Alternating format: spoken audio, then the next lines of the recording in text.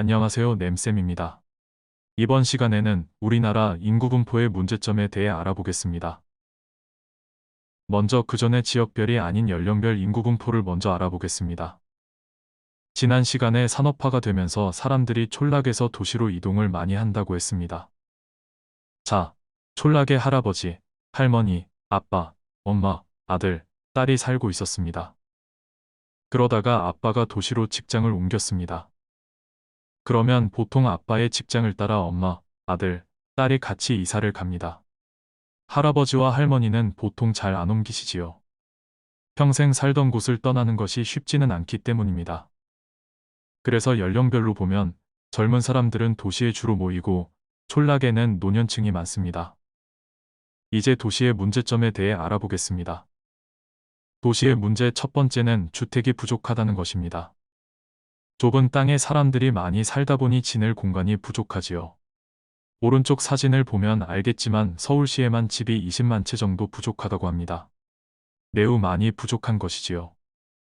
그러다 보니 도시의 주택은 귀해지고 사람들은 더 몰리니 가격이 많이 올라가게 됩니다. 도시의 문제점 두 번째는 사람들이 많고 공장도 많다 보니 환경오염이 심하다는 것입니다. 대표적인 예가 사진에 있네요. 무슨 오염일까요? 네, 대기오염으로 인한 미세먼지이지요. 우리나라에 오는 미세먼지는 중국 쪽에서 오는 미세먼지인 경우가 많지요. 옛날에는 안 그러다가 요즘 왜 그럴까요? 이유는 바로 중국도 우리나라처럼 도시로 사람들이 몰려서 이 사람들이 사용하는 전기량이 엄청 늘어났습니다. 그래서 이 전기들을 잘 공급하려고 발전소를 마구마구 지었는데 그래서 그 발전소에서 나오는 매연들이 바람을 타고 우리나라로 몰려오는 것이지요. 뉴스 기사를 보고 이게 어떤 문제인지 보고 옵시다.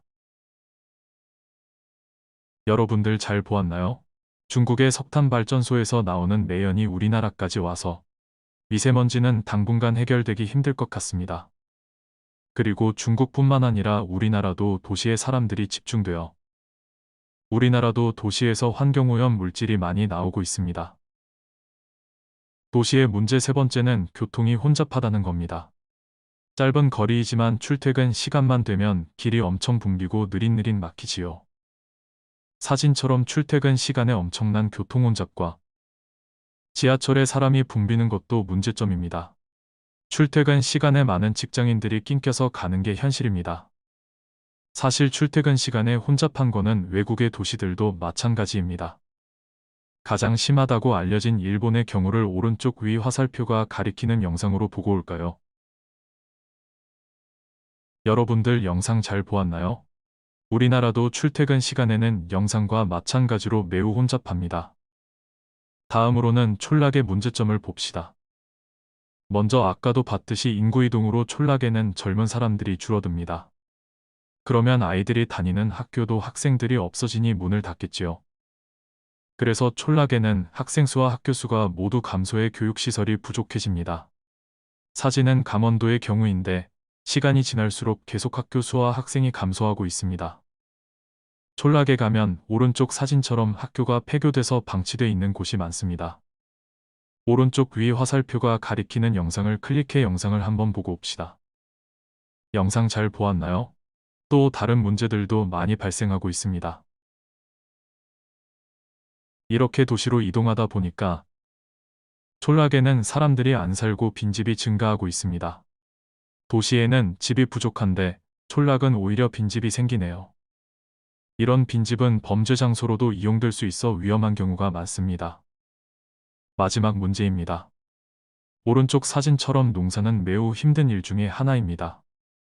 그래서 힘을 많이 써야 하는 일입니다. 그런데 젊은 사람들이 업어서 농작물을 길러도 수확을 못하는 경우가 많다고 합니다. 고령층 분들은 농사를 지을 만큼 힘이 세지 못한 분들이 많으니까요. 일손이 부족해 제대로 농사를 짓지 못하는 게 세 번째 촌락의 문제입니다. 그럼 오늘 배운 것을 정리해 볼까요? 첫 번째, 촌락의 사람들이 도시로 이주하면서 도시에는 젊은 유소년층이 많아지고 촌락에는 노년층이 많아졌습니다. 도시에는 사람들이 몰리면서 주택 부족, 환경오염, 교통혼잡 등의 문제가 발생했습니다. 마지막으로 촌락은 젊은 사람들이 줄어들면서 학교가 폐교해 교육시설이 부족해지고 빈집이 늘어나고 일손이 부족해 농사를 제대로 짓지 못하게 되었습니다. 오늘 배운 것은 여기까지입니다. 열심히 들어준 친구들 모두 고맙습니다.